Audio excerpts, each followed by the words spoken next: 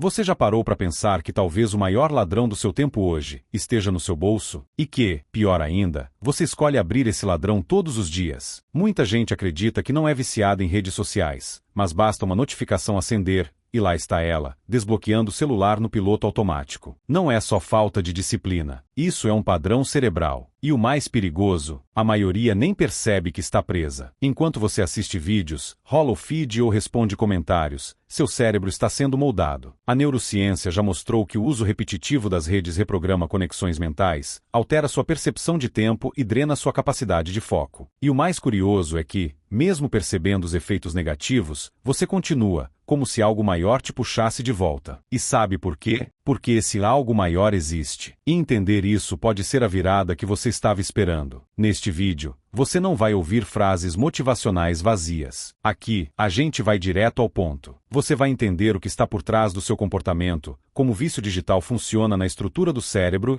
mais importante, como usar esse conhecimento para retomar o controle. Não com radicalismos, mas com estratégia. Pequenas ações que, aplicadas com consistência, reconstroem seu foco, sua disciplina e sua liberdade mental. Se você sente que sua atenção está mais fraca, sua mente mais ansiosa e que está difícil construir novos hábitos, esse vídeo é para você. E não importa onde você esteja hoje, o importante é onde sua mente pode chegar, se você aprender a treiná-la da forma certa. O seu tempo vale mais do que um scroll infinito. E talvez, só talvez, esse vídeo seja o primeiro passo para mudar tudo. Tópico 1. Dificuldades reais com redes sociais. Um novo cenário psicológico. Existe um padrão que poucos notam, mas que vem crescendo silenciosamente no cotidiano. Pessoas que acordam já com o celular na mão. Jovens que sentem desconforto físico se ficam muito tempo longe das redes. Adultos que perdem a noção do tempo ao só dar uma olhadinha. Isso não é mais só uma mania, já virou objeto de estudo em universidades como Harvard, que alertam sobre a relação direta entre o uso excessivo das redes sociais e sintomas como ansiedade, esgotamento mental e desregulação emocional. Quando até os centros acadêmicos mais respeitados do mundo soam um alarme, é porque algo precisa mudar. A verdade é que o vício em redes sociais ainda não aparece como um transtorno oficialmente reconhecido em manuais psiquiátricos. Mas quem entende de neurociência sabe que o comportamento humano não precisa de um carimbo oficial para ser prejudicial. O cérebro funciona por reforço. Tudo que gera recompensa tende a se repetir. E as redes sociais entregam essa recompensa na forma de dopamina, fazendo com que o cérebro forme um hábito automático e altamente viciante, mesmo que a pessoa não perceba. A neuroplasticidade atua nesse processo moldando conexões cada vez mais dependentes desses estímulos. A USP reforça isso com um estudo que mapeou 13 transtornos mentais associados ao uso abusivo da tecnologia: FOMO, ansiedade, alterações de humor, sensação de inferioridade, impulsividade. Tudo isso aparece com mais frequência em quem vive mergulhado nas redes. A psicologia comportamental confirma que o tempo gasto online está diretamente ligado à diminuição de habilidades emocionais como foco, tolerância à frustração e percepção de valor no mundo real. Em outras palavras, a mente vai se condicionando a buscar gratificação imediata, perdendo força para suportar tarefas mais complexas e lentas. Quem observa os próprios hábitos já percebeu: abrir o celular virou um reflexo. O toque da notificação não é apenas um som, é um gatilho cerebral. Por isso, dizer vou usar menos raramente funciona. Não se muda uma estrutura neural com promessas soltas. É preciso criar estratégias práticas e repetíveis. Estabelecer horários para usar as redes. Silenciar notificações desnecessárias. E,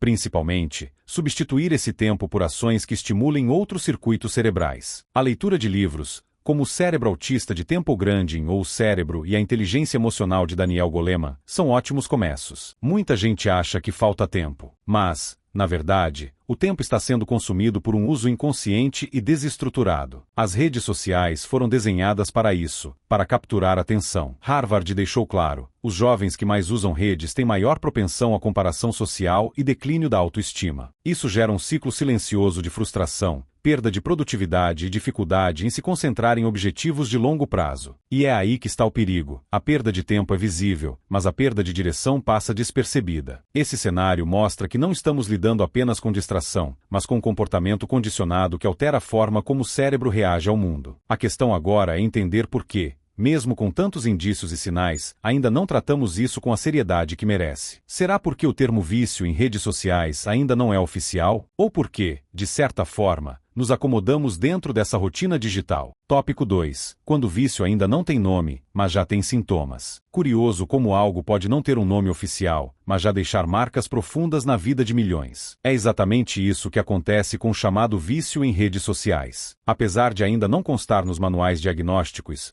como o DSM-5, a ciência do comportamento já reconhece que os sintomas existem e são reais. Falta de controle, uso compulsivo, sofrimento ao tentar parar, perda de interesse em atividades do mundo real. Isso soa familiar? Pois é, mesmo sem um selo oficial, a neurociência já trata esse fenômeno com a seriedade de um transtorno emergente. O cérebro, ao ser repetidamente exposto a estímulos como notificações, curtidas e rolagem infinita, começa a responder de forma semelhante ao que ocorre em vícios comportamentais, como o jogo patológico. O sistema de recompensa é ativado com força, e a dopamina, neurotransmissor do prazer e da motivação, passa a ser liberada em picos curtos, mas constantes. Esse padrão interfere diretamente na nossa capacidade de manter foco, iniciar tarefas difíceis e resistir à distração. É por isso que tanta gente relata uma dificuldade quase física de largar o celular, mesmo sabendo que está exagerando. E aqui entra um ponto importante: o impacto não é só emocional, ele é também estrutural. Com o tempo, o excesso de estímulos digitais reorganiza circuitos cerebrais responsáveis pela tomada de decisão, autocontrole e foco sustentado. A neuroplasticidade, que é maravilhosa quando usada para criar um novo hábito, também é perigosa quando reforça padrões nocivos. Quando se fala em vício em redes sociais, estamos falando de um hábito mal calibrado que molda a mente para dispersão, não para profundidade. A psicologia já começa a tratar esse fenômeno como um ciclo de reforço negativo. A pessoa sente angústia, entra na rede para aliviar. Passa o tempo, se sente pior, e volta para aliviar de novo. Esse ciclo parece bobo à primeira vista, mas é o mesmo padrão que observamos em outras compulsões. A diferença é que ele está socialmente aceito. Ninguém estranha quando alguém passa horas no Instagram.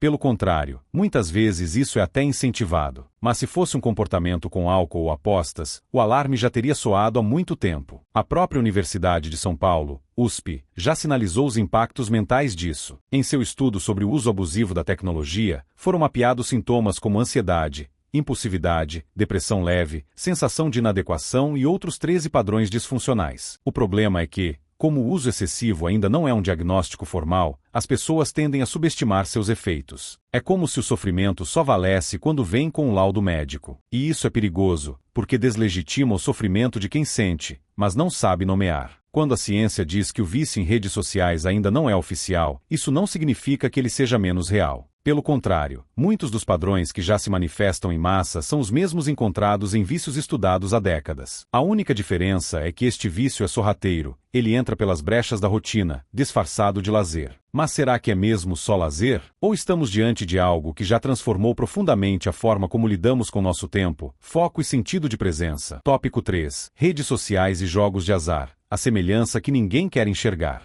Pouca gente percebe, mas o modo como usamos redes sociais se parece, e muito, com o que acontece em cassinos. Aquela expectativa ao abrir uma notificação, o prazer rápido de uma curtida, a frustração ao não receber resposta. É exatamente o mesmo mecanismo do gambling disorder, o transtorno do jogo patológico. E não é achismo. A psicologia comportamental mostra que ambos operam sob o mesmo princípio, reforço intermitente. A recompensa vem, mas não sempre, e é justamente isso que prende o cérebro. O cérebro humano adora previsibilidade, até certo ponto, mas ele ama ainda mais a possibilidade de ser surpreendido com algo bom. É por isso que os algoritmos das redes funcionam tão bem. Eles não mostram tudo de uma vez. Eles escondem, mostram depois, entregam aos poucos. O feed é uma roleta emocional. A cada deslizar do dedo, o cérebro pensa, será que agora vem algo legal? E é aí que mora o perigo. A dopamina entra em ação e o cérebro, sem perceber, começa a desenvolver um novo hábito, o hábito de buscar essa micro-recompensa sem parar. Estudos de neurociência revelam que os circuitos ativados em jogadores compulsivos são os mesmos de quem usa redes sociais de forma descontrolada. O córtex pré-frontal, que regula o autocontrole, começa a perder força. Já o sistema límbico, ligado ao prazer imediato, ganha mais espaço. O resultado: impulsividade, desatenção, procrastinação e uma dificuldade absurda de focar em tarefas mais longas e estruturadas. A própria Harvard aponta esse padrão em jovens que usam redes de forma intensiva. E a USP reforça os efeitos cognitivos semelhantes ao vício em jogos. Quer um exemplo prático? Pense numa pessoa que entra nas redes para relaxar só 5 minutos. Quando vê, já se passaram 40. Ela saiu mais ansiosa do que entrou. Esse comportamento é idêntico ao de um apostador que diz só mais uma rodada e entra num looping. A diferença é que nas redes não há uma ficha apostada, mas sim o tempo, o foco e a clareza mental. E esse custo, embora invisível, pesa muito. Claro, não se trata de demonizar a tecnologia. O problema não está nas redes sociais em si, mas na forma como foram projetadas para capturar a atenção. A função arrasta para baixo para atualizar imita a lógica de uma máquina caça-níquel. Isso não é coincidência, é engenharia comportamental aplicada. Enquanto isso for ignorado, as redes continuarão moldando cérebros para responder como se estivessem em um jogo viciante, só que disfarçado de entretenimento. O mais preocupante é que, enquanto o jogo patológico já é tratado como vício e recebe atenção clínica, o uso abusivo das redes ainda é visto como um probleminha de autocontrole. Será mesmo que estamos subestimando o impacto disso? Ou estamos normalizando um comportamento que, se fosse replicado com qualquer outra atividade, já seria chamado de compulsão? Se esse conteúdo está fazendo sentido para você, já deixa o like, se inscreve no canal e ativa o sininho. Isso me ajuda a continuar trazendo vídeos assim, direto ao ponto, com estratégias reais para transformar sua mente e sua rotina. Tópico 4. FOMO. O medo invisível que prende sua mente. Imagine sentir que está sempre perdendo alguma coisa. Que, enquanto você tenta focar nos seus estudos ou trabalho, o mundo todo está acontecendo lá fora, ou melhor, dentro da tela. Essa sensação tem nome, FOMO, ou Fear of Missing Out, e é um dos gatilhos mais poderosos por trás do uso compulsivo das redes sociais. Psicologicamente, ele mexe com o instinto humano antigo, a necessidade de pertencimento. Mas no mundo digital, esse instinto vira uma prisão emocional. Você não quer apenas saber o que está acontecendo, você sente que precisa saber. As redes sociais, com seus algoritmos inteligentes, entendem isso melhor do que qualquer psicólogo. Por isso entregam um fluxo infinito de atualizações, festas que você não foi, conquistas que você ainda não tem, novidades que todo mundo está comentando. Esse bombardeio alimenta uma sensação constante de insuficiência. O FOMO cria uma ansiedade leve, mas persistente, que empurra você a abrir o Instagram de novo, e de novo, e de novo. E o pior, raramente há algo realmente relevante lá. Mas o cérebro já está treinado a buscar. Do ponto de vista da neurociência, esse comportamento reforçado ativa o sistema dopaminérgico com frequência, sem dar tempo ao cérebro para descansar. A longo prazo, o efeito é o mesmo de estar sempre em estado de alerta, o que prejudica sono, memória e foco. A Harvard T.H. Chan School of Public Health já alertou sobre os efeitos psicológicos desse ciclo. Jovens que vivem sob influência constante do FOMO demonstram mais sinais de ansiedade e dificuldade de regulação emocional. A mente não consegue ficar em paz porque sempre falta algo. A USP também destacou esse padrão em seu estudo. A comparação social promovida pelas redes leva ao sentimento de exclusão, ainda que a exclusão seja ilusória. Você pode estar no controle da sua vida, mas basta ver alguém postando um antes e depois, uma viagem ou uma vitória profissional que bate a dúvida. E eu? Isso sabota até os momentos de descanso. Afinal, como descansar se o mundo não para e você sente que deveria estar correndo atrás também? Uma forma prática de reduzir o FOMO é planejar seu uso das redes com intenção. Pode parecer simples, mas faz diferença. Defina horários fixos. Use bloqueadores de feed, como o Newsfeed Eradicator, ou desative notificações temporariamente. E mais importante, alimente seu cérebro com experiências reais. Troque 15 minutos de Instagram por 15 minutos caminhando ao ar livre, lendo algo que estimule sua mente ou escrevendo no papel 3 coisas que você já conquistou hoje. Parece pequeno, mas isso ajuda o cérebro a sair da escassez e entrar no estado de presença. O FOMO se disfarça de curiosidade, mas na verdade é um ladrão de paz. E enquanto você não reconhece esse mecanismo, ele segue agindo no piloto automático. O curioso é que existe um caminho contrário ao FOMO, um estado mental que traz liberdade e alívio. E esse estado tem nome também, embora pouca gente fale sobre ele. Tópico 5. JOMO. O prazer inesperado de perder e ganhar tempo real. Existe uma alegria que quase ninguém sente mais, a alegria de estar fora, de estar desconectado, de perder, sim, mas não qualquer coisa, perder o que não importa. Esse conceito tem nome, JOMO, ou Joy of Missing Out. É o oposto do FOMO. Enquanto um te aprisiona na tela com medo de estar por fora, o outro te liberta para viver o agora com mais presença. E, embora pouco falado, ele é essencial para reconstruir a saúde mental num mundo que normalizou o excesso de estímulo e ausência de silêncio. O JOMO não é apenas um conceito bonitinho de internet. É uma mudança real no funcionamento do cérebro. Quando você se afasta do fluxo constante de conteúdo e comparação, os níveis de ansiedade começam a cair. O córtex pré-frontal, responsável por raciocínio e tomada de decisão, volta a respirar. E o sistema de recompensa, que vivia viciado em dopamina instantânea, começa a se reequilibrar. Esse processo é fundamental para quem quer retomar o controle da atenção e criar um novo hábito de foco genuíno. É interessante como a ausência das redes, no começo, parece desconfortável, mas, com o tempo, vira um alívio. Já reparou como, às vezes, o simples fato de esquecer o celular em casa te dá mais leveza? Isso não é coincidência. É o seu sistema nervoso agradecendo por não estar em estado de alerta constante. A psicologia chama isso de alívio da sobrecarga cognitiva. Quando o cérebro para de se preocupar com o que está acontecendo lá fora, ele começa a prestar atenção no que está acontecendo aqui dentro. Um exercício prático. Tire 30 minutos por dia para não consumir nada digital. Vá caminhar sem celular. Sente-se num café e apenas observe as pessoas. Escreva à mão, leia um livro físico ou cozinhe com música tocando ao fundo. Não precisa virar um monge, só precisa lembrar que existe vida fora da tela. E ela é rica, silenciosa, espontânea. Esse tempo, que parece perdido para os olhos digitais, é na verdade o tempo que mais alimenta a mente criativa e o equilíbrio emocional. Criar espaço pro JOMO também muda a forma como você consome conteúdo. Você para de buscar quantidade e passa a valorizar qualidade. Ao invés de consumir 1000 vídeos curtos sem propósito, você escolhe um conteúdo profundo, que te transforma. Um bom podcast, uma aula prática, um texto que te provoque a pensar. Esse tipo de consumo ativa outras áreas do cérebro, áreas ligadas à memória de longo prazo e à tomada de decisão estratégica. É o tipo de mudança que não só melhora a atenção, mas influencia sua forma de viver. Quem aprende a sentir prazer na ausência, descobre uma nova presença. O JOMO não é sobre se isolar. É sobre se libertar do ciclo de ansiedade que te prende ao desnecessário. E esse processo começa aos poucos, com ações pequenas, mas consistentes. E quando isso acontece, algo curioso começa a emergir, a redescoberta do valor das experiências reais. Aquelas que não precisam de postagem, filtro ou aprovação externa. Tópico 6. Quando o valor vira número, curtidas, comentários e a nova moeda da mente. A lógica das redes sociais hoje não gira mais em torno de conexão, gira em torno de engajamento. Curtidas, comentários, compartilhamentos, salvamentos. Esses números se tornaram a nova moeda emocional do mundo digital.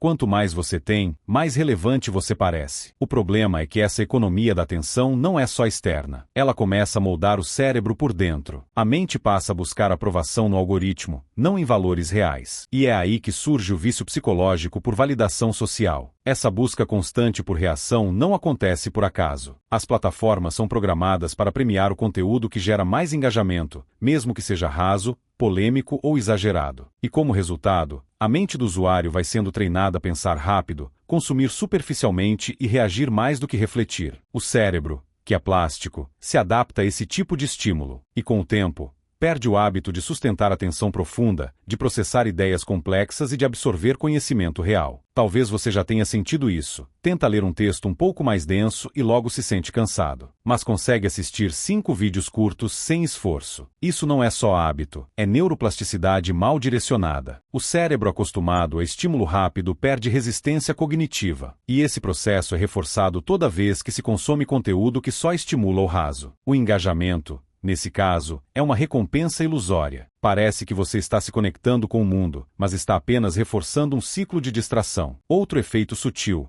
mas poderoso, o valor daquilo que você faz começa a ser medido por números. Uma foto que não recebeu curtidas o suficiente vira fracasso. Uma ideia que não viralizou é ruim. Isso impacta a autoestima, principalmente entre jovens. A construção da identidade passa a depender da aceitação pública. E o mais grave, mesmo quando a pessoa não posta, ela se mede por comparação. O que os outros estão conquistando, fazendo, vivendo. E essa comparação vira autossabotagem silenciosa. Existe uma saída. Começa com a consciência. Saber que essas métricas foram feitas para servir às plataformas, não a você. Você pode usá-las a seu favor. claro, especialmente se produz conteúdo. Mas nunca deve deixar que definam seu valor. Para reconstruir esse senso interno de validação, vale criar um novo hábito, desenvolver critérios próprios de sucesso, terminar um livro, avançar num projeto pessoal, cuidar do corpo e da mente. São conquistas que não geram likes, mas constroem uma base sólida de autoestima. Quando o engajamento se torna moeda, a atenção vira mercadoria, e você passa a vender seu tempo por centavos emocionais. A pergunta é, até quando? Porque esse tipo de troca, com o tempo,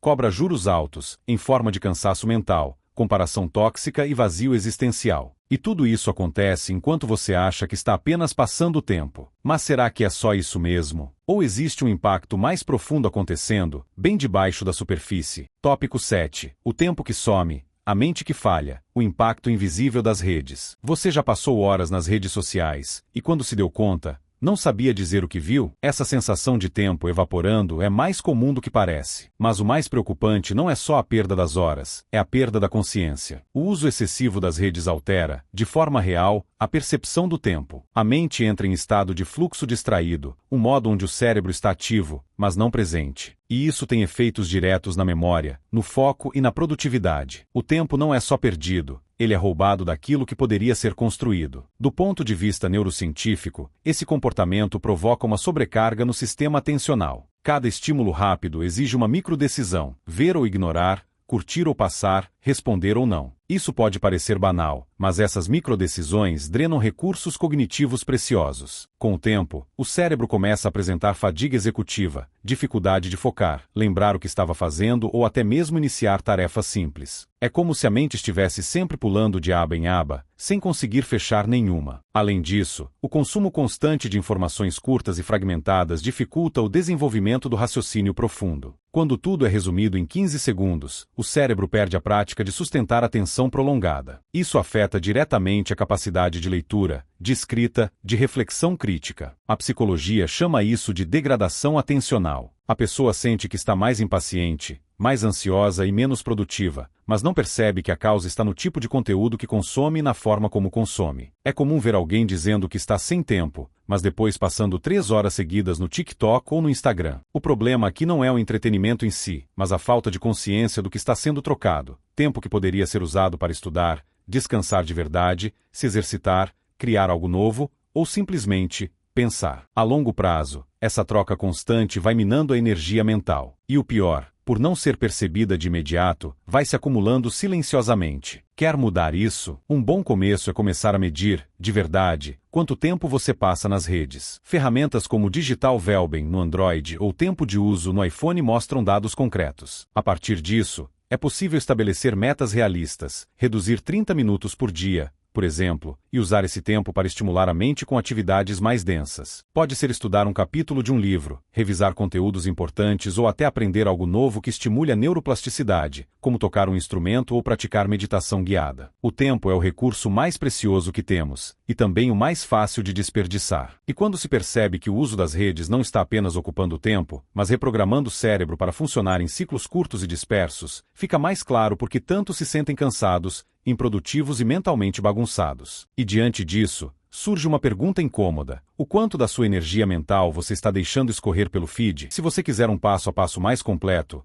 com base em neurociência, para vencer a procrastinação e desenvolver hábitos consistentes, dá uma olhada no e-book Reprograme seu cérebro para vencer a procrastinação definitivamente. O link está no comentário fixado. Tópico 8. O que a internet não ensina: a força invisível do repertório presencial. Por mais que o mundo esteja digital, é no mundo real que se formam as experiências que realmente moldam quem somos. O repertório presencial, aquele que vem de conversas ao vivo, livros físicos, experiências sociais, erros e acertos fora da tela, ainda é o que mais nutre o cérebro com referências sólidas. E por mais avançado que o algoritmo seja, ele nunca vai reproduzir o impacto de um olhar atento, de uma troca sincera, ou da convivência com ideias diferentes que desafiam a sua visão de mundo. A construção de identidade exige confronto com o novo, e isso não acontece quando você só consome conteúdo que já combina com sua bolha. Nas redes sociais, o algoritmo entrega o que você gosta. No mundo real, A vida entrega o que você precisa. Isso fortalece habilidades como empatia, escuta ativa, adaptação e resolução de conflitos. Todas essas são funções cognitivas avançadas, e todas ficam enfraquecidas quando a mente se isola na bolha digital. A psicologia social mostra que interações presenciais provocam mais atividade no cérebro do que interações digitais. O motivo: corpo, voz, expressões, pausas, cheiro, ambiente, tudo isso compõe uma complexidade de estímulos que o digital não alcança. É nessas interações que se desenvolve a verdadeira inteligência emocional. E, sem ela, a pessoa pode até ter conteúdo, mas não consegue comunicar com clareza, gerar conexão ou navegar bem pelos espaços sociais que exigem leitura de ambiente. Quer um exemplo? Pessoas que só consomem conteúdo motivacional online, mas não convivem com pessoas disciplinadas, geralmente não conseguem manter a consistência. O digital inspira, mas o presencial molda. Participar de grupos de estudo, frequentar eventos presenciais, conversar com mentores cara a cara, tudo isso cria uma base de referências que nenhuma rede social entrega. E esse repertório se torna um diferencial invisível nos momentos mais importantes da vida. Uma ação prática é agendar, de forma intencional, experiências fora do digital. Pode ser um café com alguém que você admira, um clube do livro presencial, uma aula de oratória, um grupo de caminhada ou até um voluntariado no fim de semana. São experiências que alimentam tanto o cérebro quanto o coração, e que,